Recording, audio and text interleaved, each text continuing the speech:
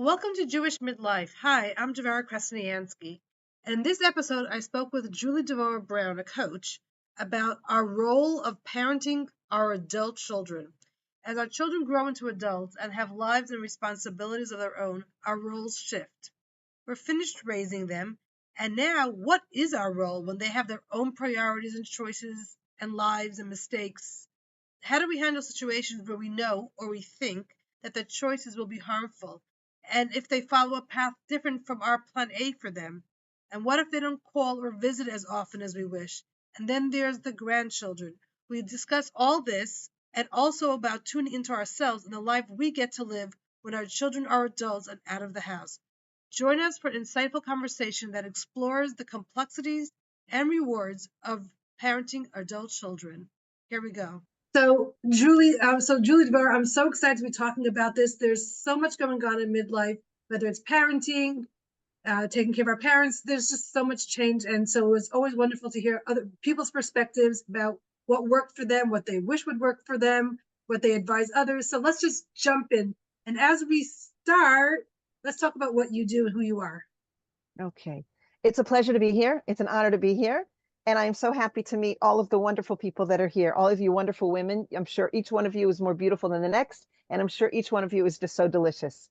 So let me just start by saying that I'm 62 years old, and midlife probably started for me in my 40s. And I just want to share with you what I've gone through, a little bit of what I've gone through and how life has transformed for me since then, through those years. I am a college teacher and I am a practitioner. I work with women. I like to say that I work with women that walk into my office quite heavy and feeling burdened. And my tefillah, my prayer is always as I walk out with a light step, like a lightness about them. Then I know that, God willing, I will have done something for that woman that day. And I use two modalities besides different coaching things, but two modalities. One is called EFT, fondly known as tapping, and the other is called Shloshet Meimadim. It's called 3D, and it's also similar. It's about tapping on the body, and it's based on the Chinese meridian system. Brilliant stuff, and I feel that it's a guf nefesh. It's a mind-body type of a therapy, type of a modality that really, really helps a person shift their perspective and transform. I'm grateful. So I know about EFT, but I'm curious about this 3Ds, but maybe we'll have time to talk about that afterwards. Okay. But let's talk about what we sort of were aiming to talk about, like Yes. parenting our adult children. Let's start with that. So there's the adult children that are married and adult children, those who we're trying to help them get married. So let's just pick any one of them.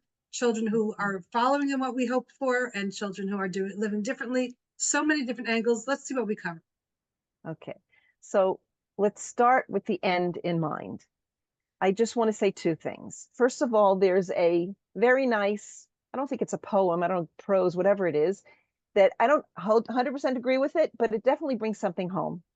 If you love something, set it free. If it comes back to you, it's yours. If it doesn't, it never was. Now, that's a bit extreme, I know, but there is definitely some lessons to be learned from that. So the end in mind is that I want to give my children a chance to be free and to grow. And it's very important that I don't cut their wings.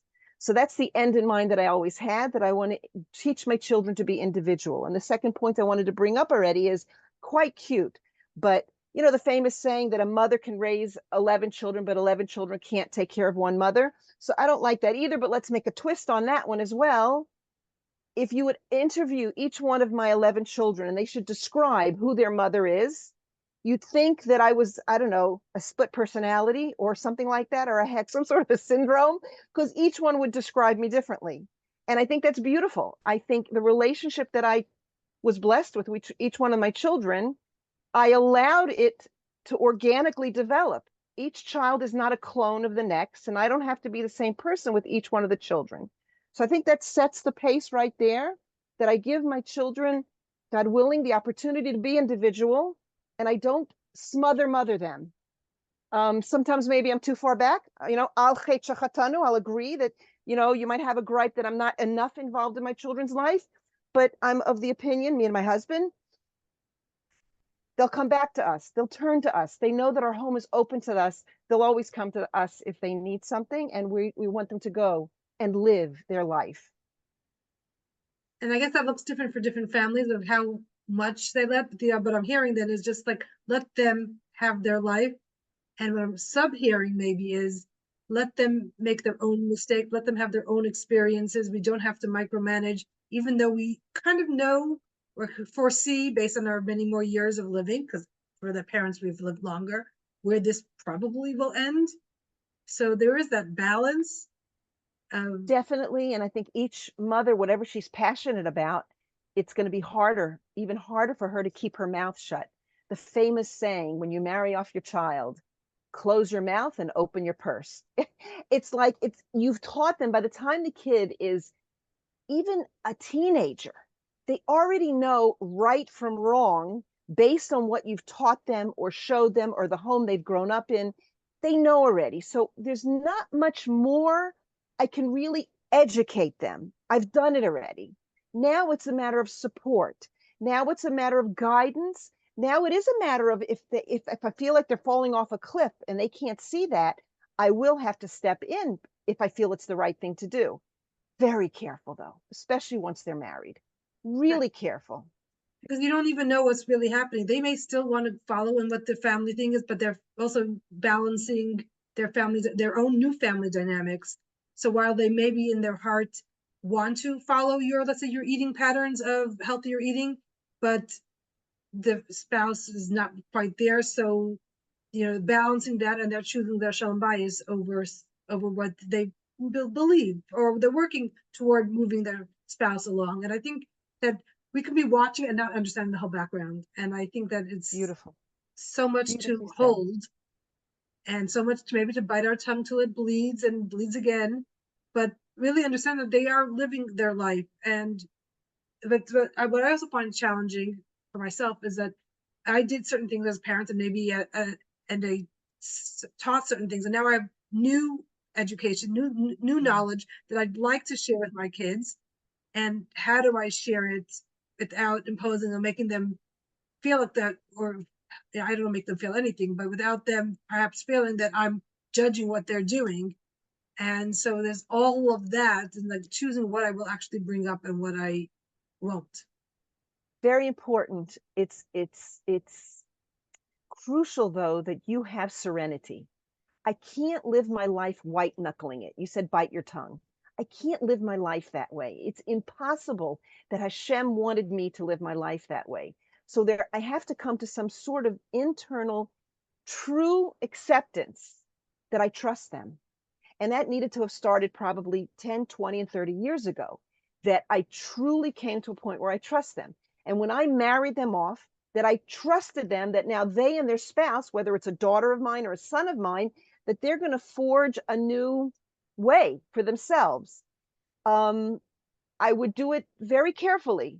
By the way, I wanted to add something. I wanted to share something with you. By the way, you're in your 30s now. You're in your 40s now. When I was in my 30s or 40s, this is what I believed, but I just want to share with you.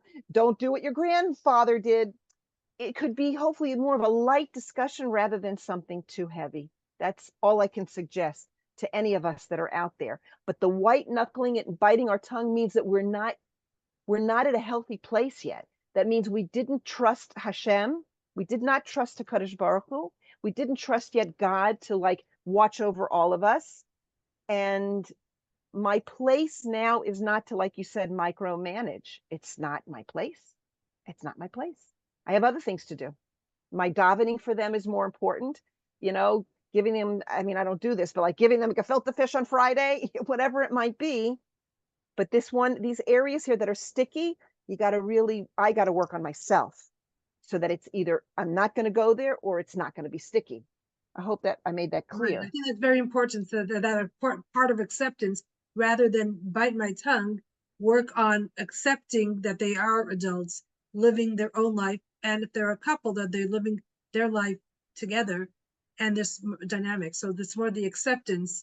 Of course, if you're noticing something really egregious, whatever it is, maybe it's worth talking to somebody to make sure that it's really egregious and not just egregious to yourself. and not Correct. just your And own projection or your own thing that you're making it bigger than it possibly is. And that's why I think that's really important that we maintain or get new girlfriends, mentors, coaches, whatever it is, mashpia, so that we, have someone else to run this by before we turn this into a situation. Because we can only and pick a certain amount of situations that we can even dare to go into. And is this one worth I it? totally agree with you. And if there's something like you said that's real looks dangerous, I don't have to be the one to intervene. I can also find somebody else to intervene.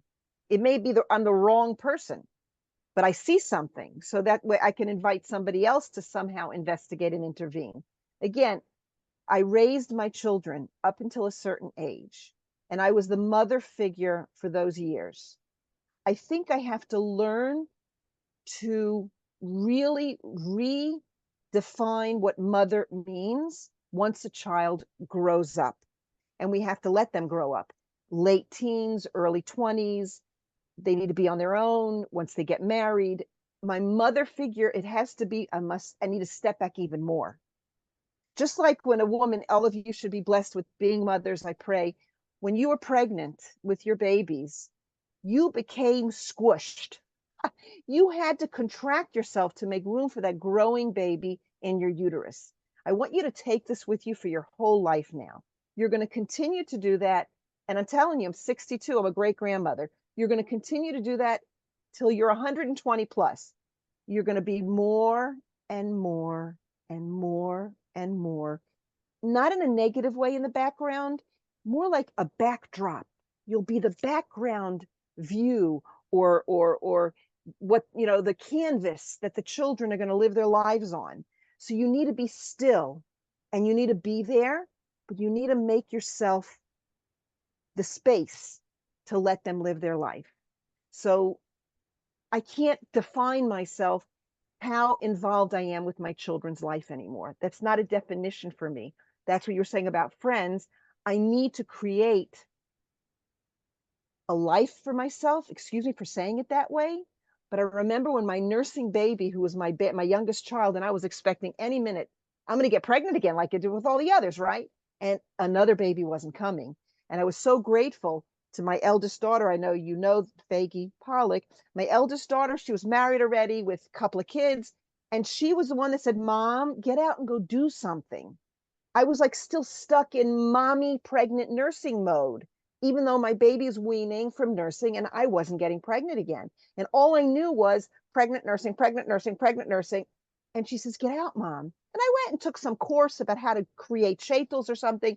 And like, I felt like a kid going to Ghan for the first time, to first grade, like, oh my gosh, I have to learn how to talk to people. I'm not home with my mommy anymore. I got to learn how to talk to people. So in midlife, you've got to do the same thing. You've got to realize that things are shifting. And here's where I step in big time. I pray that you women are married.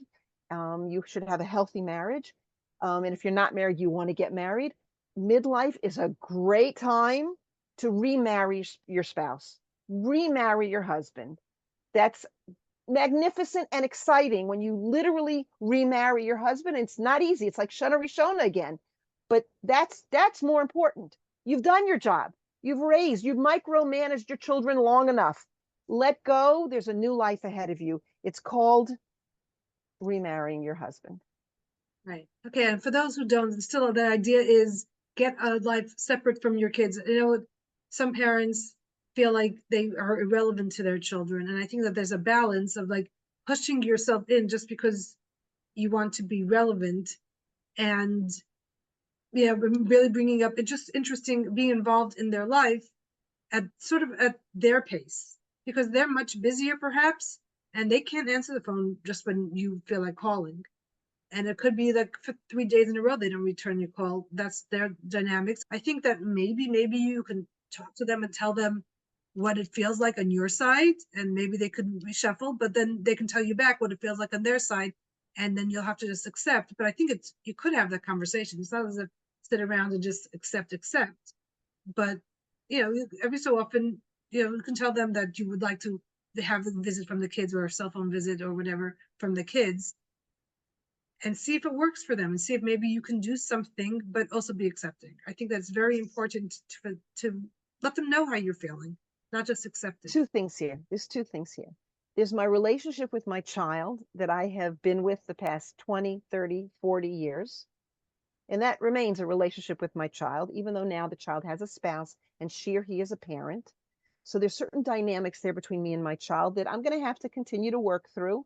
I don't want the kid to think that I'm bossing them around or that I'm nosy or that I'm needy. So I have to be careful how to work that out. Then there's the next generation, which is something that I'm working on, totally working on. I don't know if I'm doing a good job at this, and I hope and pray that I keep doing better at it. I want to be part of my grandchildren's life. So I have to do that in a very loving way. Happy birthday, Ruthie. I'm so happy to hear you're 6. What did you do in school for your birthday? It's up to me to reach out and connect with my grandchildren. I don't have to wait necessarily for them to reach out to me. I want to be open and they should be respectful. Hi, Safta, have a good Shabbos. That's beautiful. If I want a real relationship, that's up to me to create that relationship with each of my grandchildren.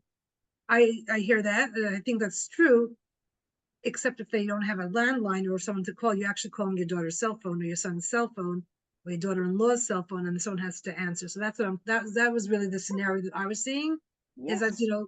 you can send them letters perhaps, but I don't know. I Yeah, just, yeah. You'll I mean, figure it out. You'll figure it out right, if but you that's want to. right. So there are many ways to, but there is a certain amount of where the kids are very little and they actually, you want to see your grandkids on the cell phone or whatever device. How do you do that? There's a parent's interaction. And I think that just talking about how you would like to be more involved, or maybe you weren't involved as a parent to them, but now that there's grandchildren, you'd like to be involved, or maybe the years that they were Shana Rishona, you didn't call that often, or you let them kind of initiate. So like changing that dynamics, and if you want to change the dynamics, I think that you can't expect them, because it's kibbut of aim, that they should do things. I think that for all kinds of things, if there was an estrangement, maybe, I mean, this is a big topic in itself. I just want to put one Correct. sentence out there. Big, yeah. Just was that maybe not waiting for them to come back to you, but you changing something in the dynamics, maybe. And definitely, I just want to put it out. If you want to talk about estrangement, work with a coach. Don't just intrude yourself back into their life. But it's many times, as I'm just building what you said, it's coming from us making the dynamic change, making some sort of change, working on the relationship, not always expecting it to come from the kids. And your relationship with yourself. Always. That's what it always is. It's not so much the external, it's the internal. Am I needy? Am I actually being needy? Am I resentful? Am I afraid of something? So I have to be careful where I'm coming from. That is what's going to go through the telephone line, not my words.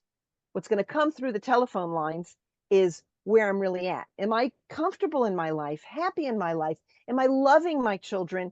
Even if I have very little connection with them, but am I respecting and loving my children? Yeah, I have to understand. I have to just say this. All my kids live nearby me. The 2 that don't live in the country, we're all, thank God, getting along and we're all close. So I can't speak to a family that has estrangement issues. I can't speak from experience, but I do believe that if I'm okay, everything will be okay. I Just to add, to totally build believe on that. that, I think that if we don't have a life and we aren't okay, then we end up either being too intrusive or complaining. When if we actually had a life and interesting enough for the kids to hear at least a couple minutes about it, you don't have to tell them every single thing. And sometimes the conversation about the conversation takes much longer than the actual conversation that you had. Yes. Like, but like just the interesting things, the interesting people you met, the interesting places you went to, make for interesting conversation rather than Yeah. intruding. So I think that's another reason why we ought to have a life, so that we just have more interesting conversations with whoever and our children. Beautiful. That's beautiful. 100%. And remember, everybody remember, you could have been the most perfect parent. Your children could have grown up in the most perfect household. And I promise you, your most perfect children are going to still complain about you. It's okay. Let it be. They're going to have gripes about you, hopefully very little ones, and they're going to do it differently in their own house. But nothing is going to be perfect. You're not going to be perfect, and they're not going to be perfect. That's just important to remember that. Don't get hurt. Don't get, thrown off because of it. It's natural. All children look back and say, oh, I wish it would have been done differently. And they're still children until they grow up. And it takes time sometimes. I know it took me till I was like in my 40s to finally grow up and realize that my wonderful, dear mother, she should rest in peace, who was perfect, she wasn't going to be the mother that I expected her to be. You understand the point? Hopefully you're getting it, what I'm trying to say. When I Mother of relinquished, me as an adult either. You say it forget about again. me, not even the mother that got now, and the mother of the past, we can't change the past. But now, even Right. now, we can't insist on my mother doing something. Also, no, can't. Right. Right. Surely not to Especially make up for lost a whole time. different set of, I don't even want to go into elderly parents and that, but Yes. let's just keep it to the relationship Okay. of us Keep it. to others, to our Okay. children, not to our parents. That's That's a another topic. beautiful, and that's a whole nother time it needs to be spoken about, because it's trying. It teaches you that you always have to work on your midos and your yiras shamayim. It doesn't stop. It doesn't stop. You should live for 120. You're always going to need to work on yourself, and work on yourself. As far as your children go, I just want to repeat something that's very, very important. You've already raised your children. They know the best of the best of they know what you want from them. So you don't have to harp on that anymore. I don't know if it's the right word, harp on that anymore. Basically, I really believe it's up to me to shine my face on them. What's the bracha that the Kohanim, that Hashem gives us through the Kohanim? That Hashem should shine his face on us. He should protect us. That's all we need to be doing now at this stage, is to let our children know how much we appreciate them. We are inspired by them, that we're proud of them, that we encourage them. I think that's what they need from us. We need to keep giving to them. Even if they're choosing a different life, a totally different life than we had wished for them, like the plan A, Definitely, sort of, some people call it. We definitely. still are their parents, and we can still really love them. And it's like so sad to hear how many soldiers, lone soldiers, don't have a home to go to. How many kids can't go home to their parents, or their parents say, "I can't look at you because you're not covering your hair. I don't, I won't look at you until you cover your hair." Or I can't look at my grandchildren dressed like that. They know what you want, and they're still Exactly. trying to be in your life. Sometimes they're doing much more than they would in their own home, Yeah, so that you can come to their home, or that they're dressing, they come to a family wedding and they're dressed with a dress, and just, exactly. you know and they're respecting you in their way. You can't say, you can't, you can say what you want, but it's not really helpful to the relationship. So you have to wear this dress, and you bring them some dress, gorgeous, from the gemach, whatever, but this is what you have to wear to your sister's wedding, or don't come. Listen, there was a time didn't live then. In Europe, if a child went off the derech, the parent, set shiva for them. That was a couple, 2, 3 generations ago. That was what people did. We're not living in those times anymore. It's like I said, the child knows. For whatever reason, the child is not following plan A. So what? Like you said, she's my child, and it causes lots of difficulty, especially if you have a house full of kids and that one kid has whatever, the device, or the boyfriend or girlfriend, or the smoking, or the Chilul Shabbos, whatever it might be. I don't know about that personally, but I've heard enough, lectures and stuff like that. Just accept them for the neshama that they are, and they're totally confused, they're sad, they're angry, got the wrong crowd. But like you said, you're my child. Isn't Hashem doing that for me? Bottom line, girls, isn't HaKadosh Baruch Certainly. Hu doing that for me right now? If Hashem can do that for me, then why can't I do that for my child? Right. And it's also, Oh, I think it extends our acceptance and tolerance, and it just expands our minds, really. Like, if we want those grandchildren in our life, then don't bother your kids. But then if you make it too much, then the child-in-law may just say, like, don't go there, or like, I'm not going there, or whatever. They're your child. You, like you said, you raise them. I remember once someone saying, when I was very young, she was saying about her mother, that her kids are all 18. She raised them. Now she gets to see what turned out from what I did. Like, and that's that. And like, and it was beautiful. very good for me to hear it when my kids were like 6 and 7. And I Yes, put in my years, and I yes, love how they came out. Was it, yes. oh, they all living exactly to my plan A? No. But we have a great relationship. And I think we're Oh, all part beautiful. of each other's lives in a wonderful way. And I think that that's most important. I would still would choose differently if I was the mother of my grandchildren, but I'm not, and let them do it. Good. You're not. That's right. You're not. Catch them doing good. You remember we used, I don't know, okay, you're younger than I am, but like when I was raised, and I'm sure when my parents were raised, you know, it was always catching us doing wrong in order to teach us. It was always out of goodness. If you did something wrong, I'm going to show you that that's wrong and now you correct it. That's also very important. I have to know right from wrong. I totally agree. I just, for some reason, I also want to know that I can catch my children doing good. And that's very, very important. Rather than seeing the negative, rather than seeing what's difficult for me to see or hear, why don't I find what's beautiful? Find what's good. I'm sure I can find it. Right. And And that's what I actually, have to but do. not specifically, let's say even in Yiddishkeit, like there's just when they're parenting wonderfully, the kids are wonderful. They're Right. been so they're not living exactly, and so I don't even want to catch the kid davening so that I can build on that. Like that's how I feel is No, judgy too. that's not where I'm Just at. there's so many wonderful other aspects about the grandkid or the parenting or just how Yeah. they're living their life that we Yeah. don't have to pick on the one thing that's maybe a little bit not according to what we wanted, whether it's Yiddishkeit or it's health wise or it's parenting wise. I mean, the many things that we would parent maybe are really revised and the kids are parenting according to the new methods. And we may think that the new methods are not worthwhile, but maybe there is some validity and our eyes are not seeing it. So just a lot of acceptance and love and be there in the way that they want. Like I'm not that grandmother who says, in my house, the kids will eat candy. If the parents don't want them to eat candy, I'm just not giving them candy, and I'm good with that. Yeah. I mean, What does your mommy say? They see candy. So does your mommy let? Exactly. Yes. no, actually, Yes. we're pretty healthy, so that the candy is not even something in But that my life. idea, right. But that idea of like in Bubby's house you could do this, in Grandma's house you could do that. I'm not of that mind. Yes.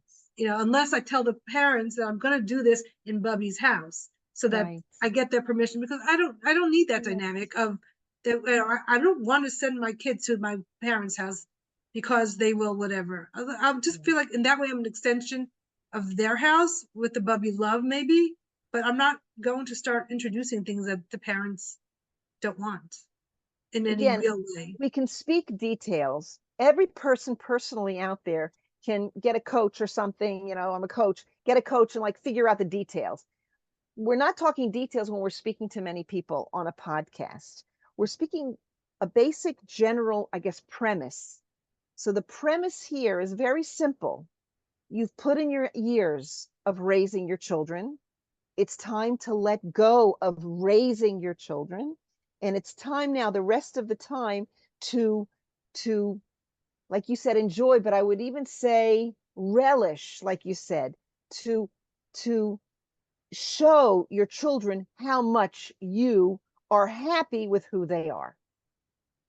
There's And always you got some to find aspect it. to You him. got to There's find it. always some aspect. You If got to one find thing it. is like really bothering you, then look harder because you're just Right, letting that right. blind you. But you don't even really have to look harder. You just have to put that thing aside, and there's all these wonderful parts that are ready for you to see. If you just put that thing aside for a minute, you can see so much. I have to tell you something. If everybody would be aware of this, and I need you to really be serious with yourself. When you're talking about a child that's doing something plan B rather than plan A, go inside very deeply, ladies, and think hard. Are you worried about your own reputation? Are you worried what people are going to be saying about your children, about you?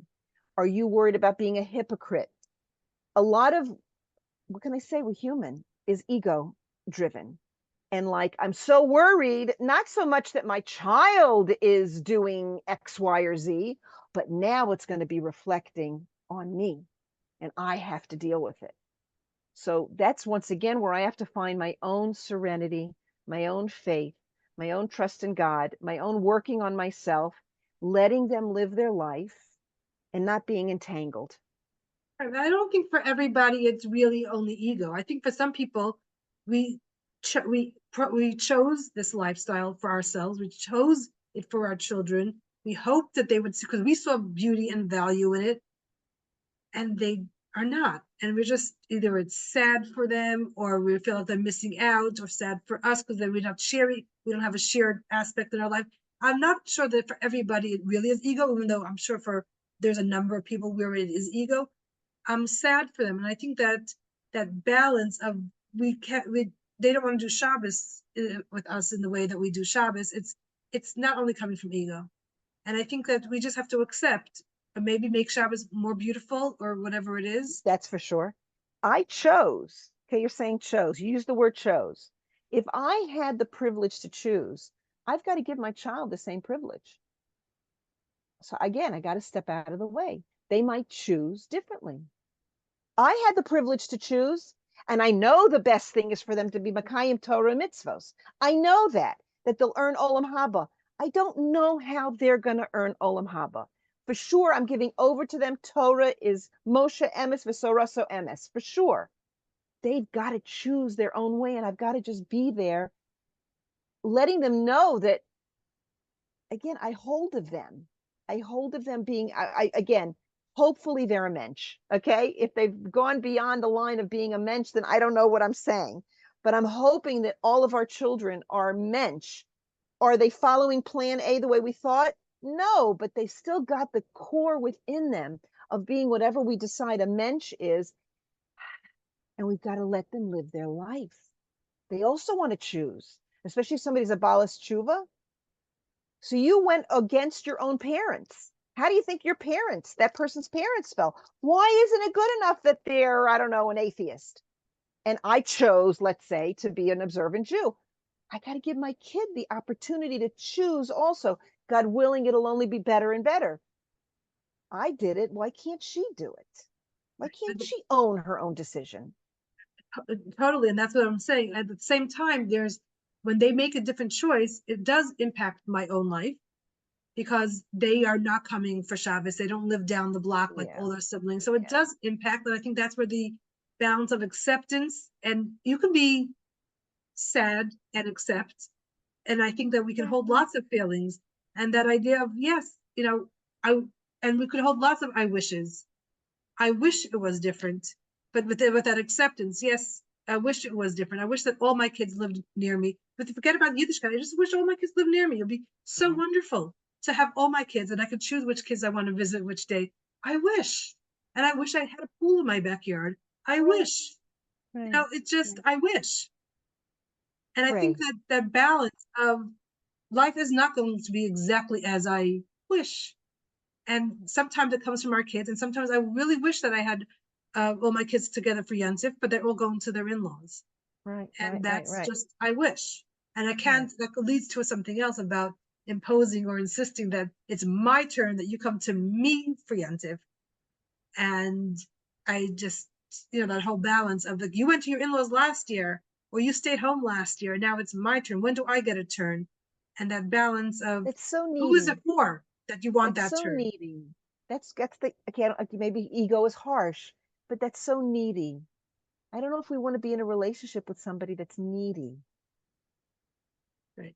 Or it's needy, I want to be with my grandkids for Yontif. Again, it's coming from a place of like, or is it coming from a place of, what will it look like to my neighbors that my kids never come to me?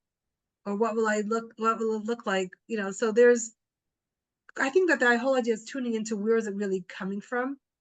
And maybe there's another way to have Yontif. And again, I still live with a lot of I wishes are just not. I wish I could have every Yontif in my house. I wish I mean, I don't, because I want them to have space and have different experiences, but I wish that.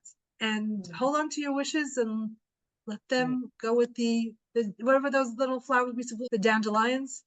I wish. I want to remind you all to daven to Hashem, to pray. Stop a minute and pray.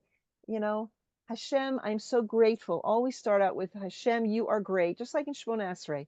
Hashem, you're almighty, you're wonderful, you're so giving, you're so, would you please, and thank. So you always have to be in such a place of gratitude. When you're in a place of gratitude and then you throw in those things that you're looking for, it's on a much higher, I say the word vibration, on a much higher level. And I think you become more of a kli, of a vessel to receive the bracha from Hashem. rather than the poor me, poor me. It's more like, Hashem, I'm ready. I'm so grateful for everything you give me. I would love also for the kids to be able to come for Shabbos. It would be so nice if the I wish is beautiful. I prefer it would be so nice if and throw it up there and see what happens. I see them as two different things. I think I love your wording. It would be so nice if that's coming in the prayer aspect. And what I'm saying is like, there's lots of things. And we even sometimes have conflicting wishes. We're Yes, I not hear going to you. get everything that we wish. And sometimes if we want all the kids to come, then we have to have the house for it and the cleaning support for it. It's so nice to wish for it until it actually, I'm not even going to go into like when they I'm going finally to flip do it. come. I'm going to flip it exactly. What if the kids want to come and you don't want them to come? We bought a small apartment here in Beit Shemesh on purpose. The kids live nearby. Some of them have to walk an hour to get home. But we said, you know what? We're very happy that they go home after the meal. We're not the kind of parents that bought a big enough house, and some of my kids are really upset about it, that they could just like sleep over and hang out. It's too much for me. It's not what I want. That's their I wish. Yes, there you go. Beautifully said, Devora. We can't have all the I wishes. That's why I call it we can't have them all. But we could say that until we actually have to implement them, it's not even such a thing. I just want to talk about one more thing, and then Please. we can talk for hours. I'm just so enjoying this. Um, Thank you. Me when too. you want something and the kid wants something different, so it's like you want the kid to be happy, and it's just hard for me. And you could hold both. Like when I wanted to come to my daughter for one Shabbos and she wanted to go away, and that was the only week that I'd be in New York for a while. So in my mind, it made sense that I would go to her for Shabbos. And she was only going out with friends. So Yeah. like she should work it out for me. Or like, I'm not going down her direction. It's like another I wish. I'm happy for you, and I can be sad for me, and that's all. That's okay. Good. We'll have more of Good. a life. I'm young enough that we'll spend many more Shabbosim, and I'm not going to guilt her or her husband, Yes. and I'm not going to Not be victimize resentful. yourself. Yeah, don't victimize yourself. Beautiful. That's Yeah. right. So I came to New York, and I And it didn't has spend to be any. worked through. I didn't spend Shabbos with any of my kids, and I'm in New York, so close I could see their apartment, and I'm not going to spend Shabbos with them, and that's Yes. it. It's not easy. It's I'll not find easy. friends to be with. That whole balance of they don't have to accommodate, and I'm not going to guilt them. I really want them to live their life with their friends, with their kids, with their wanting a quiet Shabbos, even though I'm two Sure. blocks away. Finally, Right. Right. it's just And is. it might hurt. It might hurt. And that's okay. I It call it might sad, hurt. not hurt, Okay, because sad. So that's okay. hurt is to me at least feels like they chose that and Okay. against me rather than they're choosing what works for them. I hear you. I'm sure they put it all into the calculations and Good. they chose it. And I want them to make choices for themselves, Good. not always around me. Right. I guess you raised children that felt comfortable enough to make those decisions. Doesn't that feel good? I think that's a very important point. And let's stress that again. It's like they don't feel Aren't they you don't feel right? guilted by they have to do this for their mother, and then everyone's a little bit resentful. And really, I don't want that for them, and I don't want that for our relationship. Right, right, right, right. And they know that.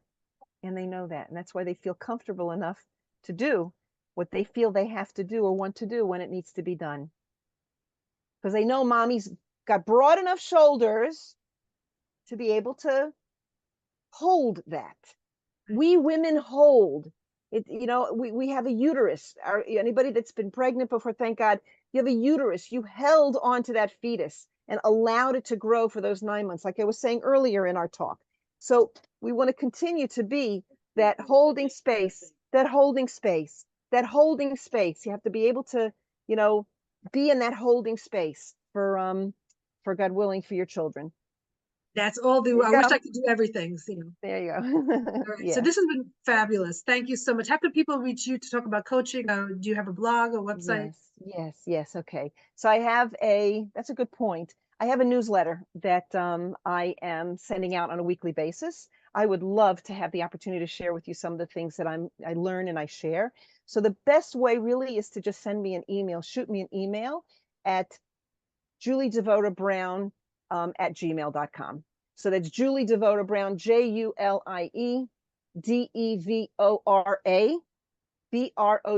Brown at gmail.com, and say hi.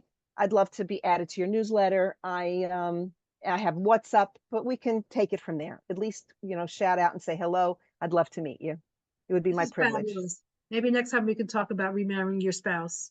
Oh, it's brilliant. It's so crucial for a person to know how to fill up their life, the rest of their life. Yeah, that's really crucial, And it really impacts crucial. you with your kids too. Definitely, Yeah. definitely. And I So, think our children want us to be happy. Don't forget that. Our children want us to be happy. They don't want and us to need them too much. they want us to be busy, Yeah, not only for their sake, but for our sake. yeah, exactly, Busy with exactly. interesting things. All right. Yes, So yes. thank you so Thank much, Julie you. Devora. Thank you. Thank you so much, all of you. Bye, Devora. What a privilege. Thank you for joining me in another fascinating conversation about midlife. If you'd like to reach me, Devora Krasniansky, to talk about your midlife or anything else, you can reach me at jewishmidlife@gmail.com, and follow us at Jewish Midlife on Instagram and Facebook, and join us in our conversations on our Facebook group at facebook.com/group/Jewish Women Talk About Midlife.